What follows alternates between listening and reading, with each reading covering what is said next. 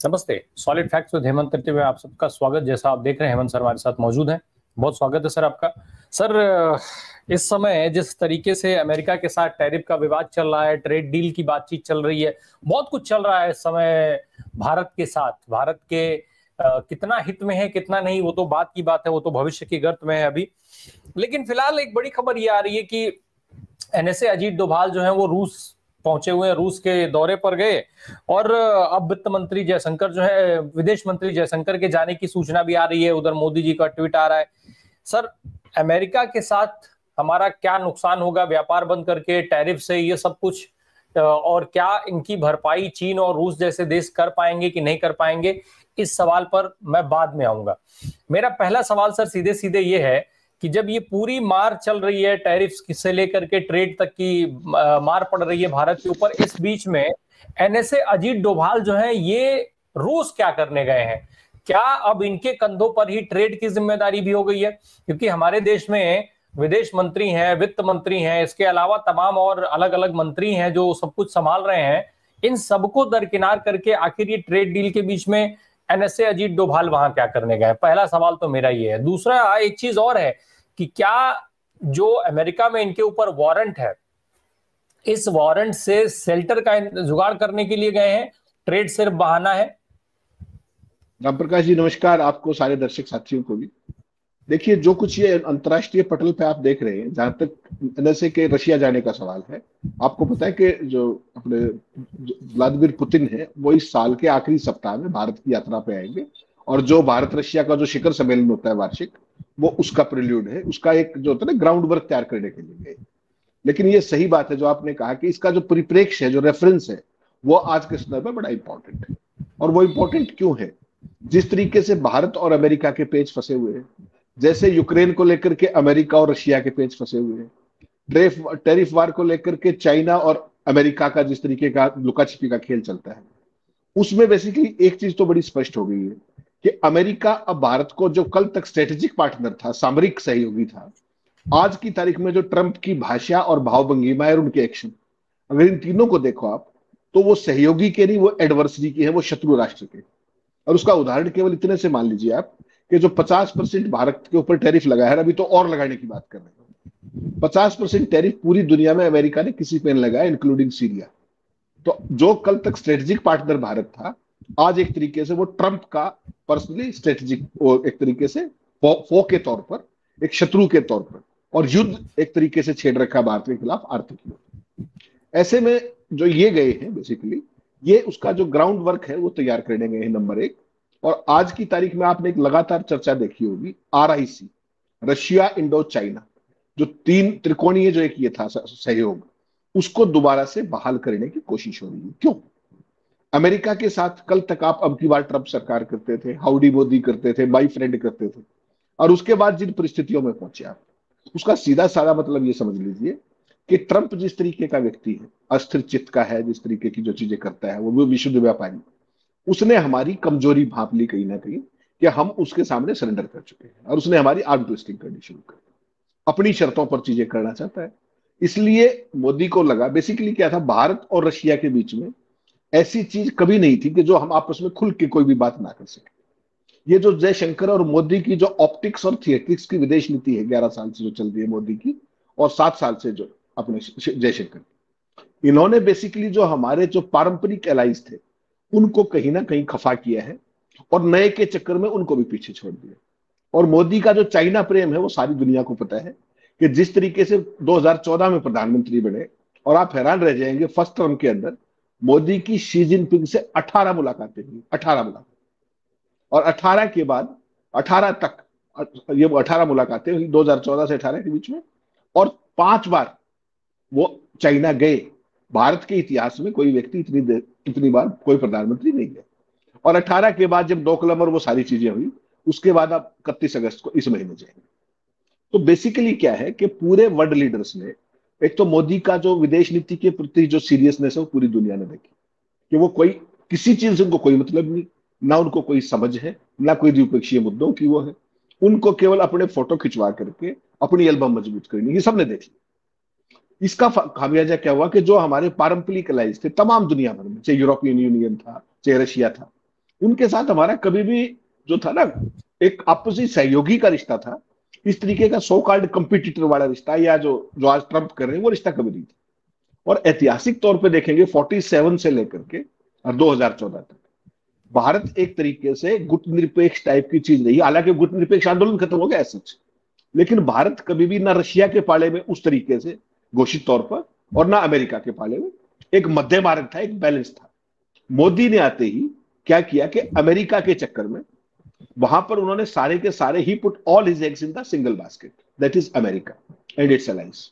तो उसमें क्या हुआ कि रशिया धीरे धीरे धीरे धीरे दूर होता चला गया। रशिया वो देश है जो आपके हर सुख दुख में, जिसको अंग्रेजी में कहते हैं ना ऑल वेदर फ्रेंड, उसकी कीमत पर आप अमेरिका की गोद में जा रहे थे।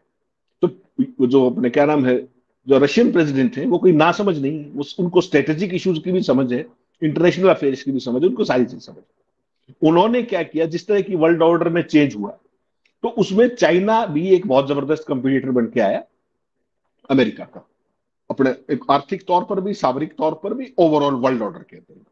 तो अगर आप 18 की स्थिति देखेंगे, 2018 में, उस समय रशिया के झंडे के नीचे चाइना था।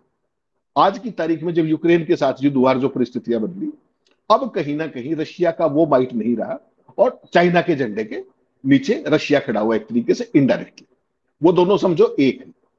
अब भारत की समस्या क्या है कि जो 2018 में डोकलाम में जो इसने किया, चाइना ने किया, 2020 में जो गैलवान के अंदर किया, हमारे 20 सैनिक शहीद हुए। जिस तरीके की आज भी वो फ्रिक्शन पॉइंट लद्दाख के अंदर, सारी की सारी स्थिति यथावत है।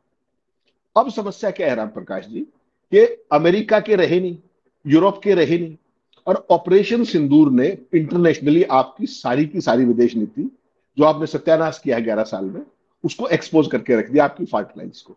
और वो राम प्रकाश जी फॉल्ट लाइन क्या है कि 193 देश है। जयशंकर भी क्या कह रहे थे संसद के अंदर कि 4 देशों को छोड़कर हमारा सारे के सारे हमारे साथ है। मैं उल्टा कहता हूं, एक देश का नाम बताओ इसराइल को छोड़ के जिसने पाकिस्तान का नाम लेकर निंदा की, आतंकवाद को लेकर के नाम लेकर।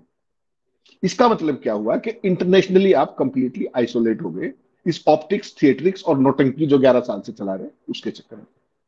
अब जो आप लेकिन दोबारा रशिया की जी, लेकिन सर इस बीच में फिर एक चीज मैंने जो शुरू में कहा था, भाई अजीत डोभाल साहब क्यों गए हैं रशिया? क्या अजीत डोभाल ही सारी चीजों के लिए जो है वो रिस्पॉन्सिबल बना दिए गए हैं? क्या क्या विदेश मंत्री, आप जो ये पूरी बात कर रहे हैं, ये तो विदेश मंत्रालय का काम है ना। इसमें अजीत डोभाल का क्या रोल है? वहां कोई हथियार की खरीद नहीं हो रही है, वहां कोई हथियारों की डील करने, वो ऐसा नहीं है कि भाई डिफेंस मिनिस्टर वहां गया है तो चलो वो उसके साथ सुरक्षा सुरक्षा सलाहकार भी चले गए हैं। अजीत डोभाल अकेले गए हैं, आखिर उनका क्या रोल है सर? विदेश मंत्री क्या यहाँ गुड फॉर नथिंग है? विदेश मंत्री केवल एक मोहरा है जो बैठा हुआ है, चेहरा से बैठाया गया है। ये पूरा राम काम तो विदेश मंत्री का है। राम प्रकाश जी बहुत अच्छा सवाल है, और इसकी बैकग्राउंड में जाएंगे। देखिए, एक पहली बात तो कि प्रधानमंत्री का विशेषाधिकार है कि वो किसको क्या काम दे। आप इस बात पे अगर, जो जयशंकर की जितनी भी फॉल्ट लाइन थी जो एक्सपोज हुई सिंदूर के बाद, उसमें कुछ बताने की, चर्चा की जरूरत नहीं, पूरी दुनिया ने देख ली, देश ने देख ली। उसके बाद आप तो अब बात कर रहे हो एनएसए की। अगर आप पिछले हफ्ते की बात करोगे तो वहां किसको भेजा गया था, आपको ध्यान है? शशि थरूर को। शशि थरूर कांग्रेस का सांसद है। मोदी जी ने कहा भेजा? कई देशों की यात्रा पर। क्या थे उनकी, क्या ऑफिशियल कैपेसिटी थी बताइए आप? ना तो वो विदेश के प्रधानमंत्री जी के विशेष दूत थे या कुछ थे, लेकिन मोदी जी ने भेजा उनको। तो दो चीजें बड़ी साफ है कि जयशंकर का जो भी कंट्रीब्यूशन था, जितना भी था, उसको मोदी जी ने अब साइड में रख दिया कि इस आदमी ने कर दिया बेड़ा का, बेशक वो कैरियर डिप्लोमेट है कुछ भी। जब आप उसको भेज सकते हैं शशि थरूर को, फॉर अपोजिशन पार्टी होने के बाद भी, तो एनएससी तो डेजिग्नेटेड आदमी है आपका। इस घटनाक्रम से एक बात साबित होती है कि मोदी जी का कहीं ना कहीं जयशंकर में भरोसा कम हुआ है। इनिशियल ग्राउंड वर्क ले करने के लिए शशि थरूर की सेवाएं ली गई, ऑफ द बोर्ड जाकर। जैसे वाजपेयी जी को भेजा गया था यूएन में, आपको ध्यान होगा, चुपचाप वहां खुले में गया था, यहाँ शशि थरूर को भेजा गया, जो भी टाइज का डेम, क्योंकि शशि थरूर चीजों को आर्टिकुलेट करता है बहुत स्मूथली, और जयशंकर की एरोगेंस पर्सोनिफाइड है, ये सबको पता है। तो जिस तरीके से अमेरिका के बारे में उन्होंने कहा कि अमेरिका यूएस वाज यूएस से, जैसे अपने यूरोपियन यूनियन के बारे में कह दिया कि हमें प्रीचर्स नहीं चाहिए, पार्टनर्स चाहिए, अमेरिका यूरोपियन यूनियन में नहीं खड़ा होकर। तो उस तरह की जो एरोगेंस थी वो अब एक्सपोज हो गई। तो बेसिकली प्रधानमंत्री ने पहले इनको भेजा, शशि थरूर को। उसके बाद स्ट्रेटेजिक इश्यू से लेकर के तमाम जो भी गठबंधन होने हैं, व्यापारिक ये वो, उसमें वो ज्यादा बेसिकली देखा जाता है कि कौन किसके ज्यादा कंफर्ट जोन के अंदर है। आपको एक चीज माननी पड़ेगी कि जो अपने क्या नाम जय अपने डोवल साहब है, ये भी इनकी बैकग्राउंड पुलिस सर्विसेज की है, और जो अपने पुतिन साहब है वो भी केजीबी की बैकग्राउंड है। तो उनकी एक खास तरह की ट्यूनिंग की भी एक गुंजाइश सेम फ्रीक्वेंसी की। तो ऐसे व्यक्ति को कोई भी टास्क दे सकते हैं, ऐसा नहीं कि उनको फॉरेन पॉलिसी का नहीं पता या स्ट्रेटेजिक इश्यूज का नहीं पता, he is aware of everything. सवाल केवल डेजिग्नेशन का है। अभी वो गए हैं, बाकी इश्यूज के लिए जयशंकर चले जाएंगे और लोग चले लेकिन जाएंगे। ये लेकिन चीज सर, बड़ी स्पष्ट है कि जयशंकर में कहीं ना कहीं भरोसा मोदी जी का निरंतर कम होता जा रहा है, इसमें कोई शक मत मानिए। और हो सकता है किसी स्टेज पे he might be on his way out और इस पोर्टफोलियो में भी चेंज, उनको हटाया जा सकता है विदेशों तक। सर मोदी जी के जो जेम्स बॉन्ड हैं उनके ऊपर वारंट है अमेरिका का, और ये कहीं ना कहीं जैसे जिस तरीके से जयशंकर जब गए थे मोदी जी के लिए इनविटेशन लेने, तो देखा गया था कि किस तरीके से जयशंकर साहब अपनी सेटिंग कर रहे थे वहां पर, और फाइनली वो अपनी सेटिंग बनाने में ही कामयाब रहे, क्योंकि जैसा कहा जाता है भाई कि उनका बेटा भी वही है, उनका परिवार, कुछ इस तरीके का लिंक निकाला जाता है, इसके लिए उन्होंने ट्रंप से सेटिंग बैठाई, जबकि मोदी जी ने उनको अपने लिए न्योता लाने भेजा था।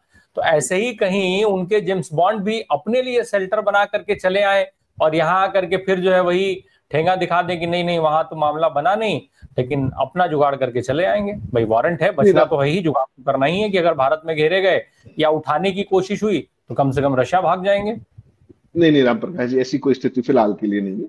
वो चीज कब होती है जब अभी तक केवल ट्रेड वार को लेकर के ट्रंप आर्म ट्विस्टिंग कर रहे हैं। इससे आगे वारंट और भारत से उठा लेने की कभी अमेरिका की ना औकात है ना ऐसी, ये भूल जाइए आप, अगर इंडिया से किसी को उठाते हैं। और जब तक सत्ता में है तब तक इनका कुछ नहीं बिगड़ता। अमेरिका को पता है कि पोस्टरिंग है सारे के सारे। जब सत्ता में नहीं रहेंगे तब तो बाहर की छोड़िए, देश में क्या होगा वो भी एक बड़ा सवाल हो सकता है, वो अलग चीज है। कुल मिलाकर के वो सारी चीजें बाद की हैं। जो स्टेचर इनका है डोवल का पुतिन के साथ, वो जहां भी चाहे इतना मिनिमम वो कर सकते हैं, और Russia will be more than happy to oblige. उसके लिए जाने की सब करने की जरूरत नहीं होती। वो तो फोन पे ही सारी बातें, उतने संबंध पूरे डिप्लोमेटिक चैनल्स के जरिए हर व्यक्ति के होते जो उस लेवल पे पीएमओ में इतने साल से बैठा हुआ, वो कोई इशू नहीं। जो कुल मिलाकर की स्थिति है कि जो फेल होती विदेश नीति को कैसे पटरी पे लाया जाए, कैसे अमेरिका के सामने दोबारा से एक फॉर्मिडेबल देश दिखा जाए, जिसको आपने पहले पोजीशन थी वो भारत की पोजीशनिंग थी, उसको बर्बाद भी जयशंकर और मोदी ने मिलकर किया। तो अब उसको वापस कैसे लाया जाए, उसके लिए कभी आप थरूर को ढूंढ रहे हैं, कभी इनको भेज रहे हैं।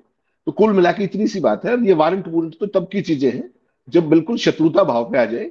उसके बावजूद भी डोबल पे अमेरिका कभी स्टेज पे आके भारत में हाथ डाल दे, वो सपने की चीज है, वो संभव नहीं है। कभी सरकार से बाहर हुए किस तरह की परिस्थितियां बनी, वो एक अलग पक्ष है। सर ठीक है, अब हम लौटते हैं जरा जहां से हमने शुरुआत किया था, जो क्वेश्चन शुरू में छोड़ा था। सर अब भारत के अंदर ये बताया जा रहा है कि भारत को अमेरिका की जरूरत नहीं है, जबकि जो डील्स हैं, जो हमारा व्यापार है, अभी तक एकमात्र ऐसा बड़े देशों में देखें तो व्यापार केवल अमेरिका ही ऐसा था जिसमें हमारा ट्रेड जो है वो सरप्लस था। अब अमेरिका के साथ इस तरीके का विवाद हो गया, उसका रिएक्शन भी शुरू हो गया है। अब सवाल ये उठता है कि जो हमारी मीडिया बता रही है, जो टीवी मीडिया कह रही है कि अमेरिका की जरूरत नहीं है, रूस और चीन सब कुछ संभाल लेंगे, तो क्या हमारा जो माल हम अमेरिका को बेच रहे थे वो माल अब हम चीन और रूस को बेच पाएंगे? क्या चीन हमसे वो सारे माल खरीदेगा? क्योंकि आज दुनिया में सबसे बड़ा उत्पादन, सबसे ज्यादा हिस्सेदारी चीन की ही है, जहां सब कुछ उत्पादित हो रहा है। फिर क्या हम रूस और चीन को वो माल बेच पाएंगे जो हम अमेरिका को बेच रहे थे? और ट्रेड जो सरप्लस था उसका क्या होगा? प्रकाश जी, सब ये सपने की बातें हैं। ये डॉगी मीडिया, पोमेरियन मीडिया से सुबह शाम तक नैरेटिव फैलाने के अलावा इनका कोई धंधा नहीं है। ये बेशर्म लोग हैं, ये देश की तबाही करने पे लगे हुए हैं, जिस मीडिया की आप बात कर रहे हैं। हकीकत क्या है? जो आपकी पोजीशनिंग है पूरी दुनिया में, एक चौथी अर्थव्यवस्था मोदी कहते हैं, बाकी हमारे हिसाब से पांचवी, IMF एज ऑफ नाउ पांचवी अर्थव्यवस्था, 144 करोड़ की आबादी, और जो हमारी ग्रोथ रेट है वो दुनिया के टॉप देशों के अंदर है। उसके बावजूद ट्रंप अगर हमें मृत अर्थव्यवस्था कहते हैं, तो आप सोचिए इसके लिए जिम्मेदार कौन लोग हैं, पहली बात तो। दूसरी बात कि आप जो कह रहे हैं कि जो हमारा ट्रेड सरप्लस केवल यूएस के साथ है, बिल्कुल ठीक बात है। 10 टॉप लिस्ट देखेंगे, आपके पास वो लिस्ट है भी, उसमें से केवल अमेरिका के साथ ट्रेड सरप्लस था। उसमें आपने चूंकि जो आपका पूरी भाव भंगिमायर जो चीजें जो आपकी होती है, तो ट्रंप ने ये बात समझ ली, जैसे शी जिनपिंग ने समझ ली ना, डोकलाम में समझी, उसके बाद गलवान में समझी, और आज तक भी लद्दाख में सारे फ्रिक्शन पॉइंट बने हुए हैं तमाम। शी जिनपिंग को यह पता है कि ये आदमी कभी भी तुम्हारे सामने सिर उठा के बात नहीं कर पाएगा, और ये स्वीकार नहीं करेगा कि चाइनीज सेनाओं ने अतिक्रमण कर दिया। इसका फायदा उन्होंने पहले डोकलाम में उठाया, उसके बाद गलवान में उठाया, और आज भी तमाम बिंदुओं के ऊपर। ये लद्दाखी कहते हैं, मैं राम प्रकाश राय नहीं कह रहे, लद्दाख के लोग कह रहे, बीजेपी के एमपी ने बताया कि किस तरीके से वो कितना अंदर आ गए, कितने एरियाज मिले। सुब्रमण्यम स्वामी ने परसों भी था। छोड़ दीजिए उस बात। ट्रंप को ये पता है कि ये आदमी तुम्हारे सामने आंख उठा के बात नहीं कर सकते। अगर आप इजाजत दें तो मैं आपको 5 साल पीछे ले जाना चाह रहा हूं मोदी की टर्म में। ट्रंप के पहले कार्यकाल में इस तरह की स्थिति हुई थी व्यापार को लेकर के, तब भी बाजू मरोड़ने की कोशिश ट्रंप ने की थी, अगर आपको याद हो। उन्होंने भारत से जो आयात स्टील था उस पर 25% और एल्यूमिनियम पर 10% टैरिफ लगाया था, आपको ध्यान होगा। और साथ ही भारत की जो जीएसपी प्रणाली थी कि भारत एक विकासशील देश है, उसके उसके जो भी प्रोडक्ट्स आते तो वो टैरिफ फ्री थे। तो उन्होंने उसको खत्म कर दिया था जून 2018 में, याद है। और उसको लेके मोदी जी की कहा सुनी भी हुई थी अगस्त 2018 में, जो अब किताब में सामने गया है। सवाल यह है कि उस समय पर जो जो भी दर्जा रद्द किया था, उससे भारत का जो निर्यात था उस समय 5.6 अरब डॉलर का उस समय भी असर पड़ा था, हमारा नीचे आ गया था। जो उस समय के रेट थे, बहुत बड़ी अमाउंट थी। भारत ने तब क्या किया था, याद रखिएगा, जवाबी कार्रवाई करते हुए 16 जून 2028 को 28 अमेरिकी उत्पाद, क्या क्या था उनमें, चना और मसूर से लेकर डायग्नोस्टिक रिएजेंट जो टेस्ट करते हो आप, और धातु के जितने भी डेरिवेटिव होते हैं, मेटल डेरिवेटिव, उन सब पर टैरिफ बढ़ा दिए थे, काउंटर। ये वही मोदी थे उस टाइम, ऐसा मत मानिएगा। उन्होंने वो किया, आपने ये कर दिया। भारत की जवाबी कार्रवाई का ऐसा प्रभाव पड़ा अमेरिका की नीतियों के ऊपर। अमेरिकी निर्यातकों ने टैरिफ में राहत की, अपनी सरकार को पैरवी की, जिससे व्यापार वार्ता को गति मिली। और अंततः दिसंबर 2023 में, अगर आपको ध्यान हो, G20 की जो मीटिंग हुई नई दिल्ली में, उससे एन पहले एक व्यापक अमेरिका भारत का व्यापार प्रस्ताव के तहत टैरिफ में कटौती हुई। ये वही भारत था, ये वही मोदी था। उस समय और आज के स्थितियों में फर्क देखिए। जिस वारंट का आप जिक्र कर रहे थे, यहां वो प्ले में आता है। जिस अडानी का जिक्र आज आप भूल गए, यहां वो प्ले में आता है। कि मोदी को 12 और 13 फरवरी को व्हाइट हाउस के सामने खड़ा करके ट्रंप क्या कह रहे थे कि मैंने इनको बताया कि भारत लंबे समय से टेररिज्म कर रहा है और ये हम नहीं चलने देंगे। ब्रिक्स के बारे में उन्होंने क्या कहा, और मोदी जी वहां एक शब्द नहीं बोला उन्होंने, और अडानी के सवाल को उन्होंने व्यक्तिगत बता दिया। वो जो फॉल्ट लाइन थी राम प्रकाश जी, उसको उस आदमी ने पकड़ लिया कि पहले पता है उसको, फील्ड अमेरिकन राष्ट्रपति है भाई वो, उसको सब कुछ पता है कि राजा की जान कहाँ है, जादूगर की जान कहाँ है।